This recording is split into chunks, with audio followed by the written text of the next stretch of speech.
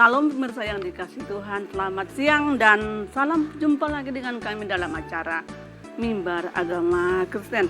Dan kesempatan yang bahagia ini yang sangat luar biasa, di minggu pertama di bulan Oktober kita boleh masih bertemu dengan pemirsa dalam acara Mimbar Agama Kristen.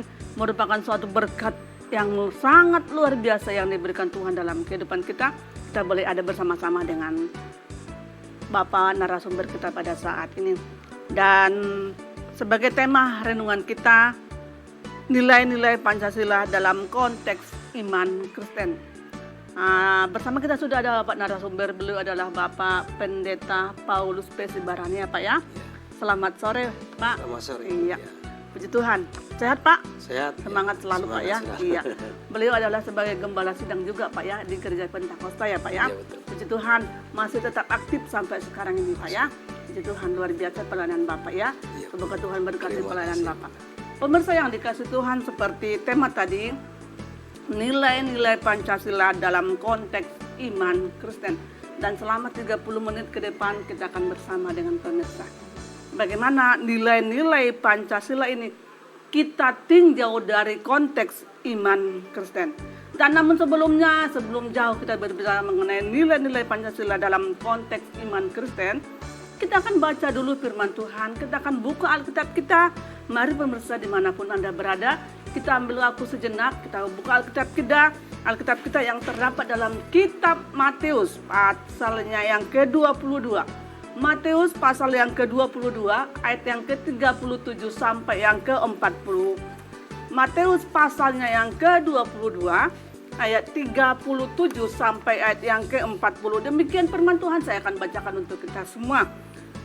Jawab Yesus kepadanya, kasihilah Tuhan Allahmu dengan segenap hatimu dan dengan segenap jiwamu dan dengan segenap akal budimu. Itulah hukum yang terutama dan yang pertama. Dan hukum yang kedua yang sama dengan itu ialah kasihilah sesamamu manusia seperti dirimu sendiri. Pada kedua hukum inilah tergantung seluruh hukum Taurat dan kitab para nabi.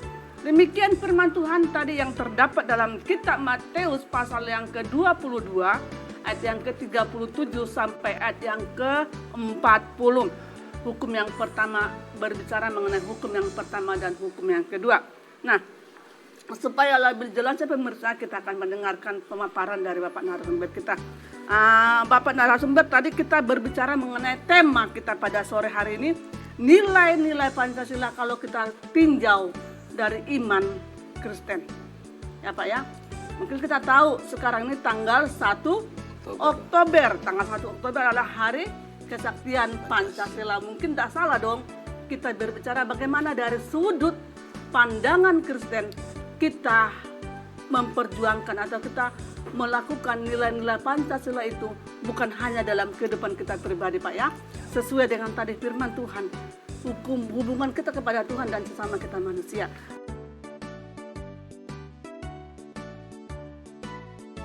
Nah, apa tujuan dan makna pemilihan daripada tema kita pada saat ini? Mungkin bisa tahu bagaimana ya nilai-nilai Pancasila itu kalau kita tinjau dari konteks iman Kristen. Apa makna dan tujuannya ini? Kenapa kita mengambil tema pada saat seperti ini? Oke, baik Bu. Terima kasih untuk seluruh pemirsa Peri Jambi dimanapun. Selamat kita merayakan Hari Kesaktian Pancasila. Ya, sekali merdeka tetap merdeka. Tetap merdeka ya sekali Pak. Pancasila tetap Pancasila. Tidak boleh tawar-tawar Pak ya. Iya, baik Bu. Jadi tadi saya katakan memang ini hari yang bersejarah. Ya kalau tidak salah kalau kita hitung dari sejak 65 ini yang ke-59 kalau tidak salah. Ya. Kita sudah memperingati Hari Kesaktian Pancasila. Dan memang ini penting untuk kita selalu gaungkan karena memang Pancasila ini sudah terbukti sakti. Ini berhubung dulu ada kejadian sejarah tahun 65 ya untuk mengganti Pancasila dengan ideologi komunis. Tapi Tuhan menolong bangsa kita walaupun memang harus berkorban nyawa. Ada 7 pahlawan revolusi yang menjadi korban, tetapi sampai hari ini Pancasila masih tegak di bumi Indonesia. Nah, kita tahu Pancasila ini adalah salah satu pilar dari keempat pilar. Di antaranya yaitu Bhinneka Tunggal Ika, UUD 45, dan NKRI harga mati. Jadi artinya keempat pilar ini harus kita pertahankan.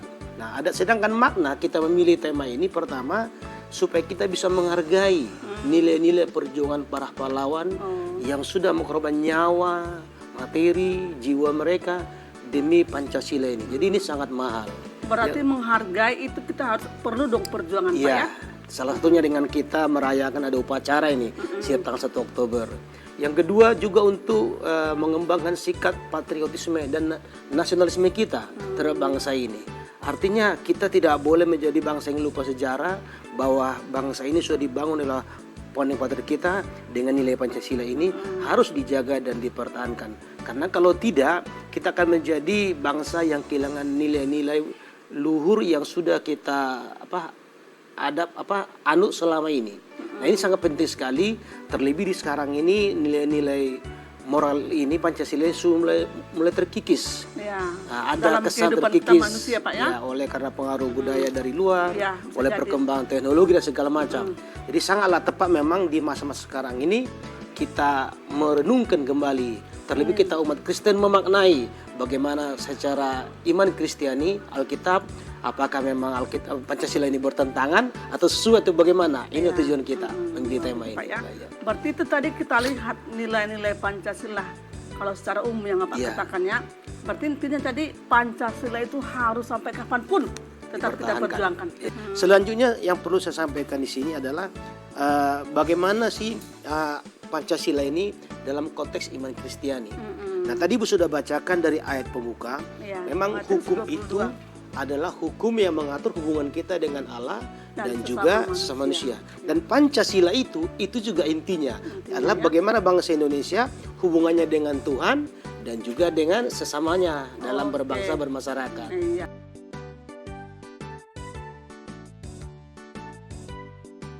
Nah, baik, mungkin saya jelaskan Bu yang pertama dari sila pertama, yaitu ketuhanan yang Maha Esa. Nah, dalam kitab Ulangan pasal 6 ayat 4 dan 5 dikatakan di sana, dengarlah hai orang Israel, Tuhan itu Allah kita, Tuhan itu Esa. Kasihlah Tuhan Allahmu dengan segenap hatimu, segenap jiwamu dan segenap akal budimu. Jadi di sini katakan Tuhan itu Esa. Esa itu artinya dalam bahasa Ibrani ehad, yaitu satu tapi dia majemuk. Ya, jadi kita akan sudah Tritunggal. Jadi Tuhan kita satu dan itu sesuai dengan sila yang pertama, ketuhanan yang Maha Esa. Nah, orang Kristen juga mengamini dan memang Tuhan kita Esa adanya. Walaupun ada istilah Tritunggal tadi itu manifestasi Allah dalam karyanya tiga pribadi itu. Namun satu esensi di dalam kekekalan. Jadi artinya sila pertama ini adalah juga nilai-nilai yang diadopsi dari Alkitab. Kita sepakat dengan hal itu. Untuk itu kita tidak dasar untuk menolak Pancasila, untuk tidak mengamalkan nilai Pancasila, karena itulah nilai-nilai Alkitabiah. Nah, itu yang penting, Bu.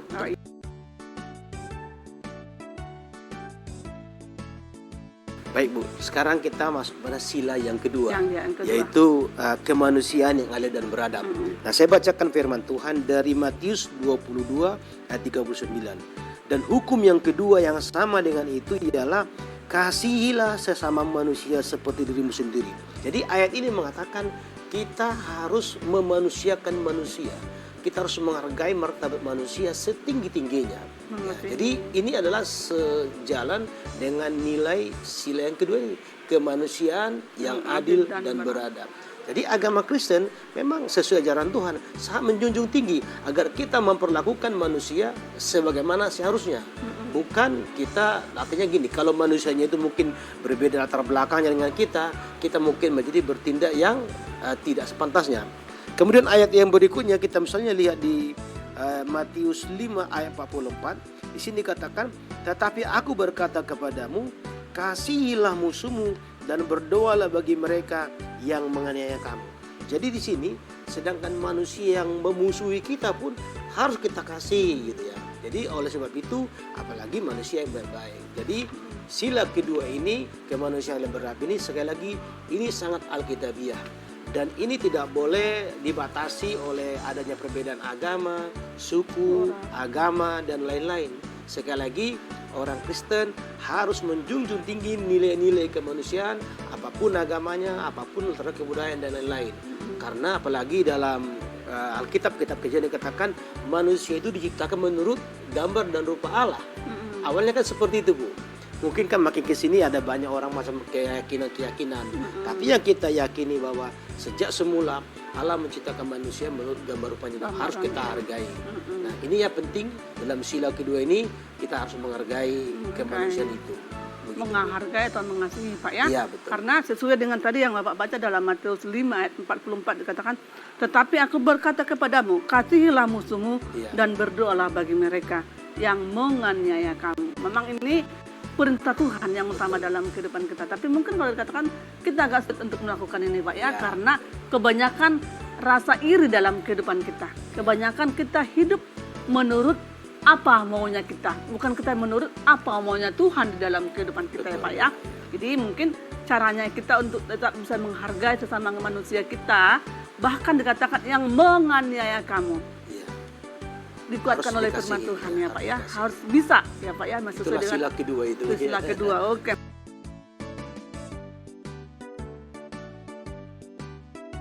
Nah kalau di sila ketiga apa hubungannya dengan nilai moral Pancasila ke konteks iman Kristen? Nah sila ketiga, saya baca dulu satu ayat, yaitu kan sila ketiga Persatuan Indonesia. Ya, Indonesia. Nah dalam Mazmur 133 ayat 1, sungguh alangkah baik dan indahnya apabila saudara-saudara diam bersama dengan rukun. Jadi sekali lagi, persatuan tidak mungkin dibangun kalau ada kekacauan, ada disharmonisasi. Jadi Alkitab mengatakan, ya orang Kristen jangan menjadi bagian yang menimbulkan kerusuhan, menimbulkan perpecahan, bahkan mungkin mendukung tindakan separatis yang bisa mengakibatkan disintegrasi. Saling menghargai. Ya, orang Kristen harus sekali lagi menciptakan ketentraman di tengah-tengah masyarakat supaya terjadi persatuan ini. Karena persatuan ini mahal harganya. Di ayat yang lain dikatakan, Ibrani 12 ayat 15, jagalah supaya jangan ada seorang pun menjauhkan diri dari kasih karunia Allah, agar jangan tumbuh akar pahit yang menimbulkan kerusuhan dan mencemarkan banyak orang. Nah, sekali lagi kita umat Kristen tidak boleh ikut terlibat dalam tindakan provokasi dan kerusuhan segala macam yang bisa menimbulkan gonjang-ganjing di tengah masyarakat, karena sekali lagi ini akan tidak baik bagi negara kita. Dan ini melanggar Pancasila. Oke, Pancasila itu. Ya. Baru dalam kitab Roma juga dijelaskan itu Pak ya. Kitab Roma pasal 13 ayat yang pertama dalam dikatakan. kitab Roma dikatakan kita harus taat dan tunduk kepada pemerintah yang mengatur kita dengan berbagai aturan. Kalaupun kita perlu menyampaikan, sampaikanlah dengan secara baik-baik, tidak perlu dengan ribu-ribu dan kerusuhan. Salah satunya taat, bayar pajak. Bayar pajak. Bapak udah bayar pajak nih? Sudah nih, sudah pasti. Puji Tuhan. Bulan 9 kemarin selesai. Kita sebagai orang Kristen juga harus menunjukkan nilai-nilai Pancasila itu. Taat kepada pemerintah Pak ya. Karena jelas dalam Roma 13 ayat 1 dikatakan tiap-tiap orang harus takluk kepada pemerintah yang di atasnya. Ya. Sebab tidak ada pemerintah yang tidak berasal dari Allah. Dan pemerintah-pemerintah yang ada ditetapkan oleh Allah. Yang intinya ini dalam hal yang kecil pun kita harus taat kepada pemerintah. Bayar pajak mungkin. Karena inilah atribusi pemasukan yang untuk dipergunakan untuk bangsa dan negara kita untuk bisa tetap menjaga kerukunan dalam kehidupan kita Pak ya. Nah itu tadi ada 3 poin dari sila yang ketiga ini.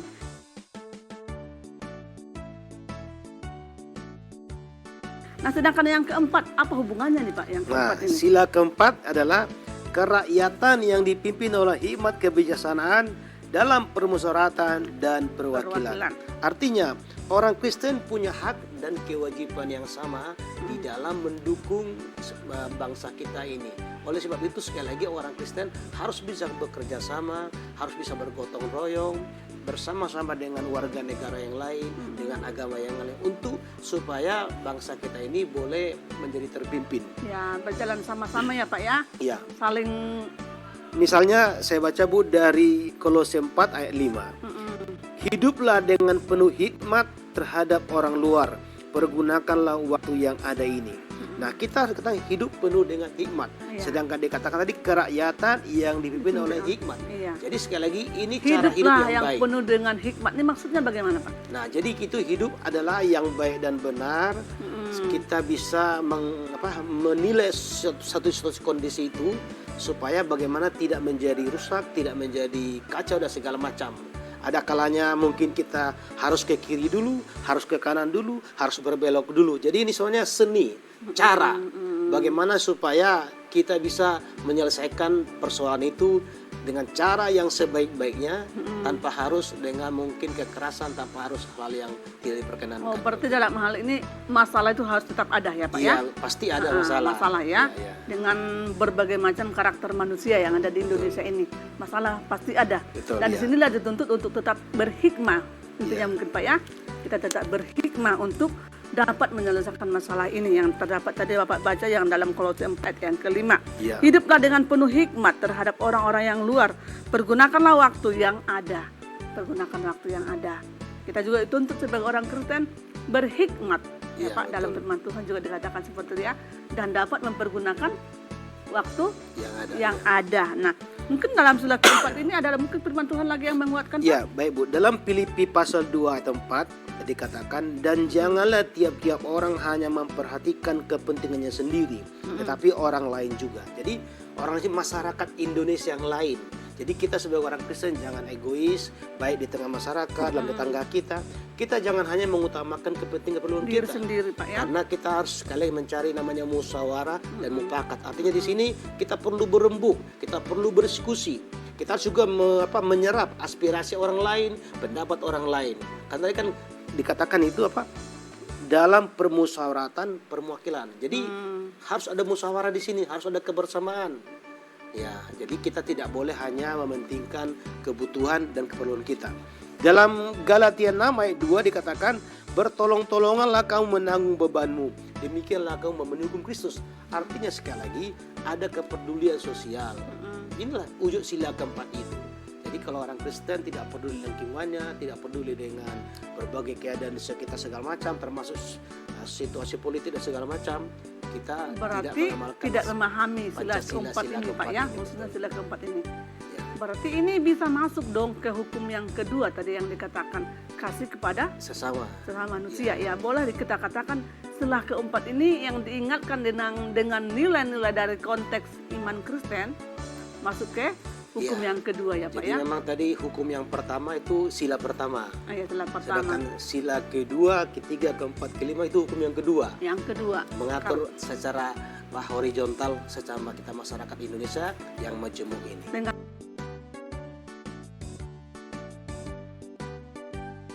Nah, kalau sila yang kelima apa hubungannya Baik. dengan nilai-nilai konteks iman Kristen? Sila yang kelima adalah keadilan sosial bagi Ya. seluruh Indonesia.